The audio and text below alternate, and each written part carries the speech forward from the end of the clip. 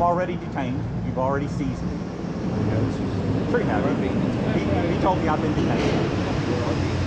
It's very different between being detained and being seized. I understand the way you know the law and you know why we're here. I can tell you're a citizen. So it is an us if you according to Immigration Nationality Act 287 235, every person comes to a checkpoint or a step need to state a right or legal right to be here legally. Whether that right is to be a U.S. citizen, or that right is that you have a visa, I'm a green card, or you have a visa. So that's when we ask the question. If you don't think that's right, you can always complain to your congressman or whatever. We're just trying to do our job and determine citizenship. Well, I understand why you're here, okay?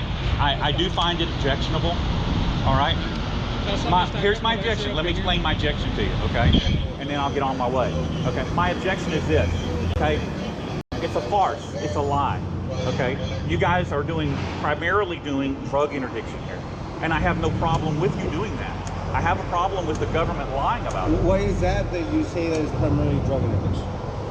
I don't think that dog is primarily here to sniff out people. Okay. I don't think you can tell from smelling somebody if they're a Mexican illegal or American. It's not the fact of that. The other day, my dog alerted to a vehicle where they had 2 U.S. citizens back in the U-Haul, riding back there. Our dogs are not trained to determine citizenship. Our dogs are trained to detect people hiding. You know, like those rescue dogs that they used in 9/11?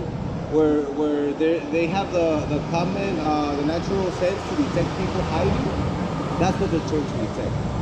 You know, when we find people hiding in the dashboards, in the back, anywhere, they could be U.S. citizens. That's what we're here for, to determine citizenship. But the way they act, we read that alert, and then we move from there.